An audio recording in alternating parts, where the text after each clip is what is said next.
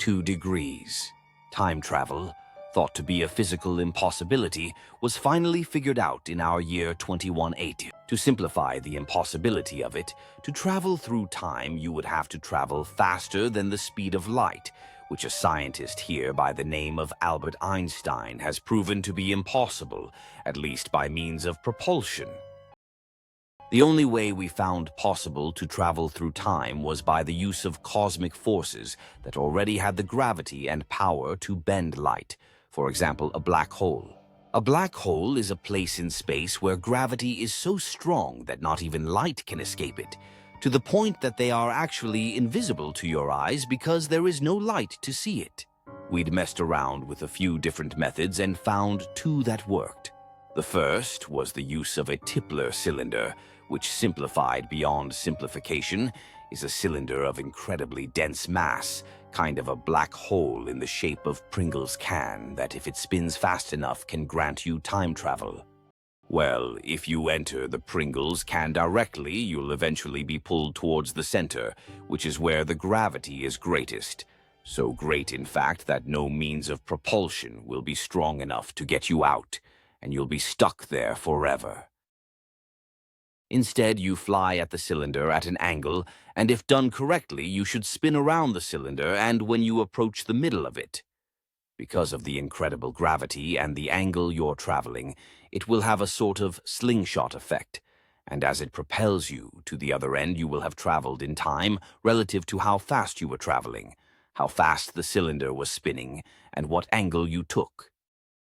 As you can probably tell, even simplified, that the process is pretty convoluted and extremely dangerous, even if the math is supposedly done right, which is why we don't use it. Our second method turned out to be a lot easier to use, but it is also very temperamental.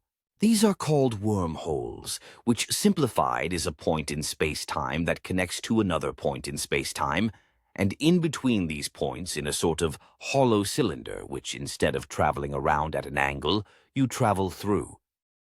Now, normally these aren't traversable, but with the artificial induction of a material you call exotic matter, you can stabilize these corridors and travel through them without them collapsing.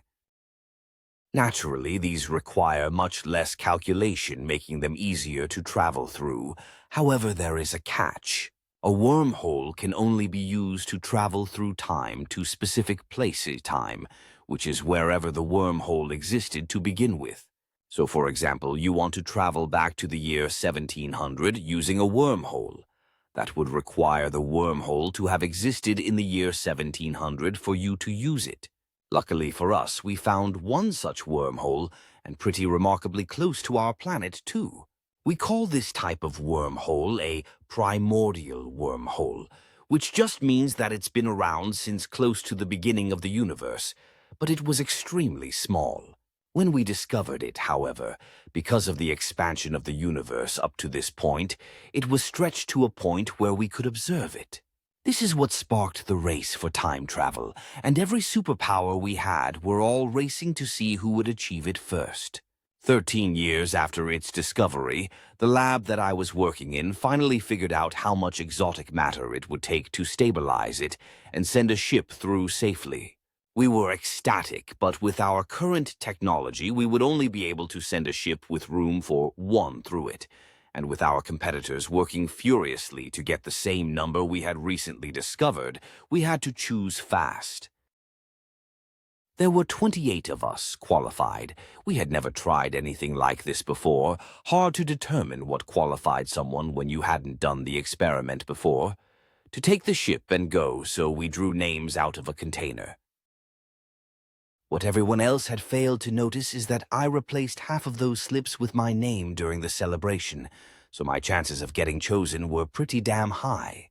Naturally, I got the vote, so we got preparations finished as fast as we could, and 2 days later I was ready to head out. With final goodbyes to my team and what little family I had, I shot through the great beyond. The trip through that space is tied for the worst experience of motion sickness I've ever had. Going through it at first was like flying through a stupidly large, menacing storm cloud. Lightning struck the ship and sent it spinning as I'm strapped into a chair, praying to anything that'll listen to see me through this alive.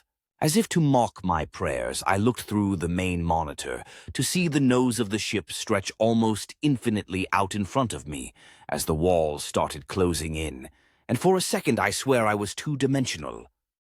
Then, just as quickly as it happened, everything seemed to snap back to regular proportion, and I left the wormhole, witnessing something stupefying. As it turns out, the wormhole was much older than we had anticipated, and as well as I've been able to estimate, maybe 30 minutes after the Big Bang and our universe started, I arrived.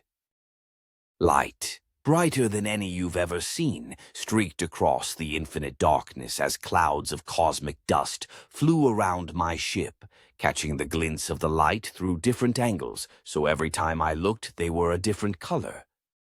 I was dumbfounded, completely unable to move. I've never concentrated so hard on just seeing, for this was the birth of my universe, or so I thought.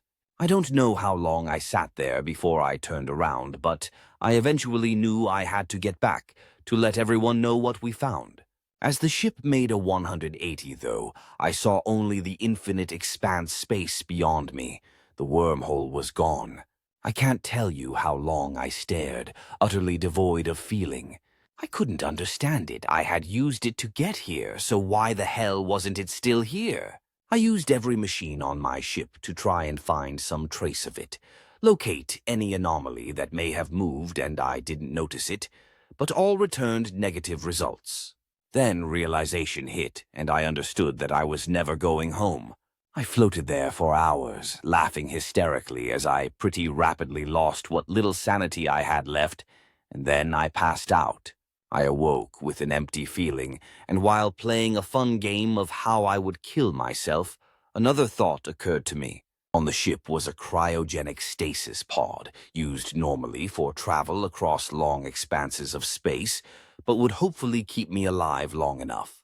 I set the ship to conserve as much energy as possible, while keeping me in stasis and searching for an anomaly that might be able to bring me back. I entered the pod and, despite being of little faith, prayed for the second time in my life.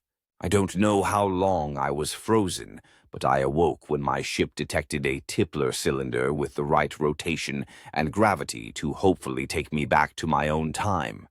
Maybe there was someone listening after all. I spent hours upon hours making sure I did the calculation right. I was only going to get one shot at this, and if I fucked it up, I'd be trapped and crushed under the enormous pressure instantaneously.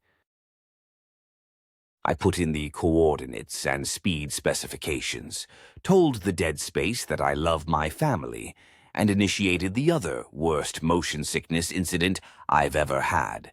As it turns out, our ships were definitely not made tippler time travel. As I approached the middle of the cylinder, my ship seemed to stretch out again. This time, instead of stretching forward, however, I got to experience the feeling of being stretched and curved, so much so that I surely thought I would tear at the seams. Just moments after passing the exact center, however, like an overstretched spring, everything snapped together. When I finished getting accustomed to the third dimension again, I realized that most of my ship's sensors and engines were shot.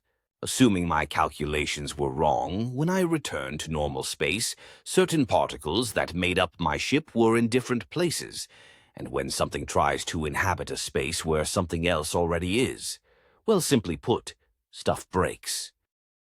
None of this mattered to me anymore, though, for right in front of me was my planet, and she had never looked more beautiful. I used what little power my ship still had to get closer and try and determine a landing point when I noticed something off. I scanned the galaxy to find that it wasn't the fourth celestial body from our sun, but the third.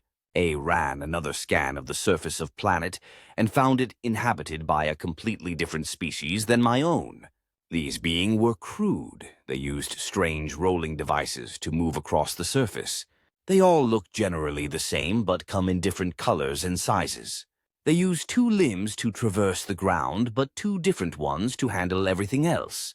They are grotesque and use guttural sounds to communicate. In fact, They call my planet Earth. You see, a wormhole can only be used if it was in the time-place where it originated, and mine originated in my universe, and this wasn't mine anymore. Just by being there during its creation, I had altered it, and the specks of cosmic dust that hit my ship, that would be my home, had their trajectory altered. What a difference 2 degrees makes.